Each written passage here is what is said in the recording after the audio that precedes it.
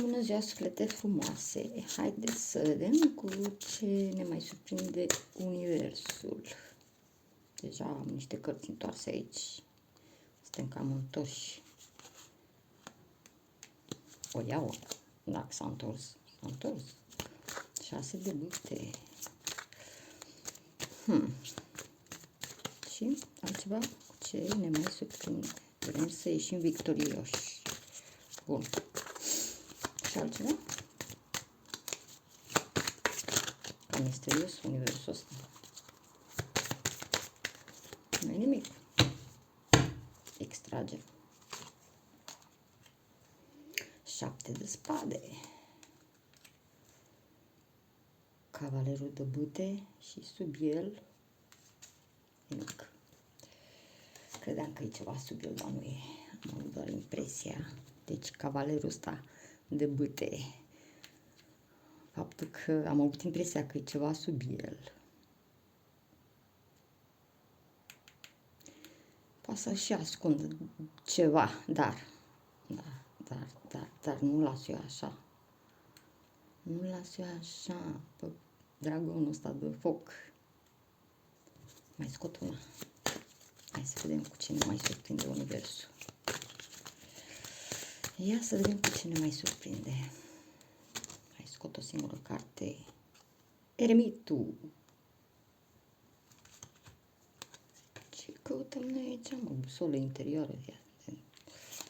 Dați să le pun așa. Și să mergem în călătorie. Am cam dispărut de pe micile ecrane. 9 de monede, baza pachetului, ca energie generală. Bun. Avem 6 de bâte, 7 de spade, cavaler de bâte, cavaler de monede și eremitul.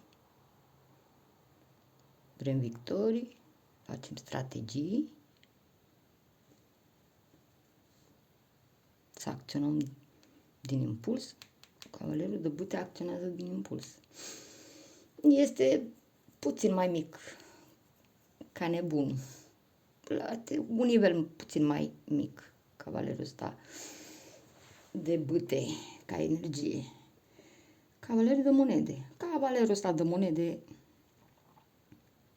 moare și calul sub el până face o acțiune. Și eremitul, căutăm. Ce căutăm? Căutăm soluții. Căutăm soluții la nivel de viață. Intuitiv. Mi se transmite.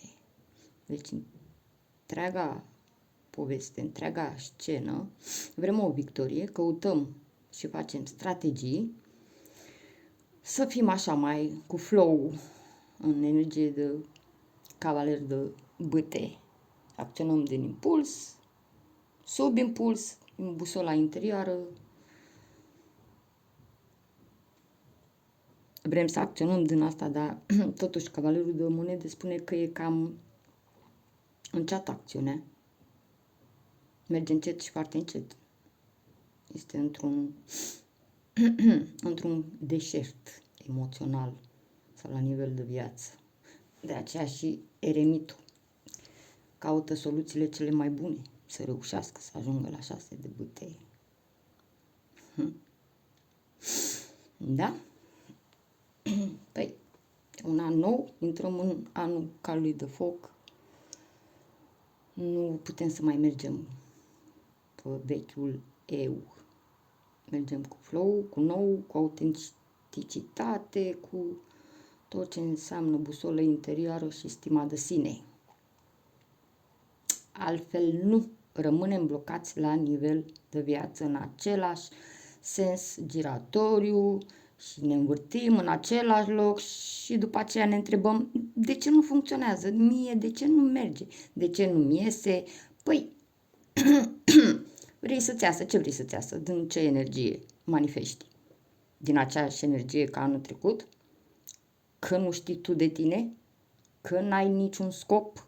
Sau ți-ai făcut niște iluzii, ai văzut că ți-a picat iluziile, oricum a fost anul transformării, a fost Scorpionul ăla, a intrat în toată lumea.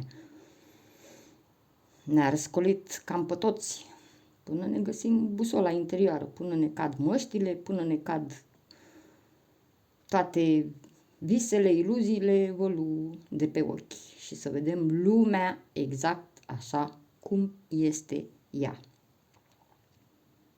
Bun. Hai să vedem cu ce scot aici. Să vedem ce victorii vrem noi. Hai că le-am pus. Ce victorii vrem noi?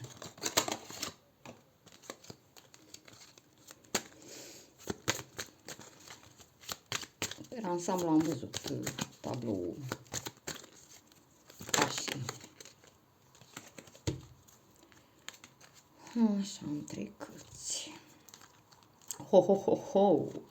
Vrem un tur. Vrem să schimbăm toată perspectiva la nivel de viață. Da, se vrea și victorie. Ce ne-a adus multă suferință. Și să se plece dintr-un context, o situație la nivel de viață. Spun la nivel de viață că poate să fie și loc de muncă, poate să fie și o relație, poate să fie și o familie. Deci la nivel de viață, ca să nu mai fac etalarea doar pe plan sentimental. Nu, la nivel de viață. Și ce strategii căutăm noi aici? Așa, hai să vedem. Ce strategii căutăm noi aici?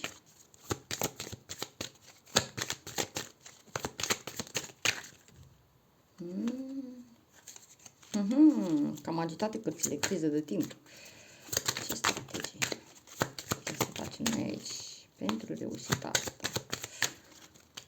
Deci se vrea victorie, se iese de un blocaj la nivel de viață cu turnul ăla de moarte. Nici nu mă așteptam. Dacă nu era turnul, e moartea. Și cum turnul a picat pe victoria aia, se cere o transformare radicală. Moartea, Scorpionul. Eu asociez moartea cu Scorpionul. O transformare. Se caută strategii pentru a transforma toată viața în adevăr. Deci, moartea, justiția. Deci o transformare radicală și să se facă dreptate. Să caută strategii, transforme totul și să meargă în adevăr. Cavalerul de cupe. Și ascultă busola interioară. Deci cavalerul ăsta de cupe. De fapt, în cupa asta nu ține numai de iubire. Își ține sufletelul. Aici e sufletelul. Deci, ca să-și continue cu ce spune sufletelul, busola lui interior acolo. Și cavalerul ăsta de bâte să acționeze sub energie de cavaler de bâte.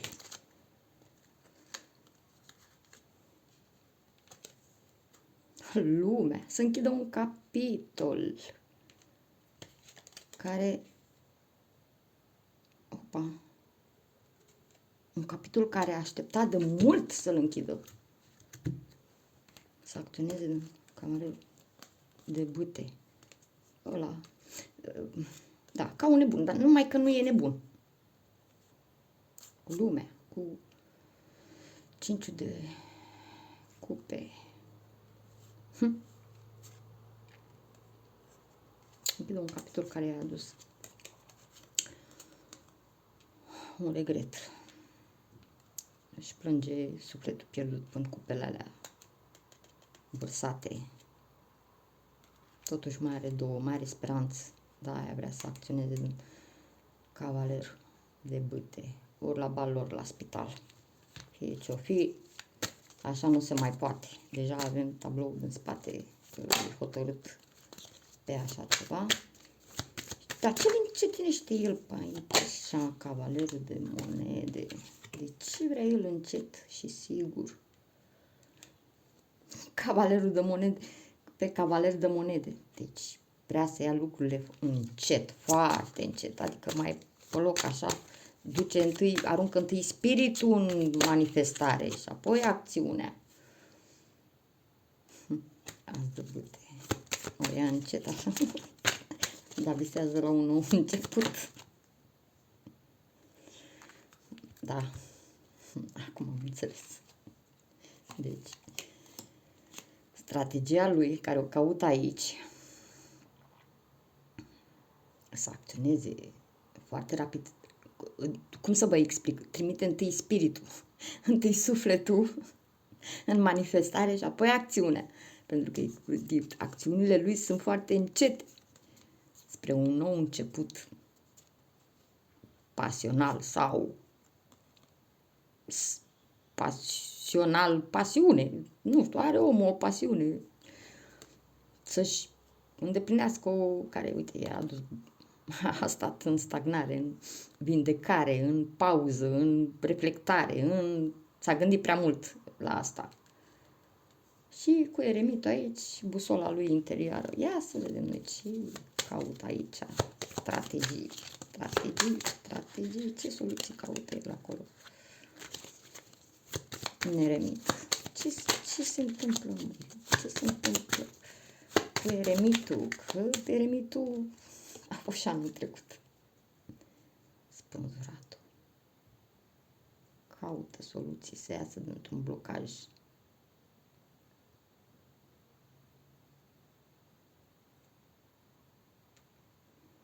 Blocaj, sacrificiu. Da. Spânzuratul mai este și o situație în care asta de sacrificiu și a adus și l-a băgat într-un patru de cupe. Adică l-a decepționat emoțional.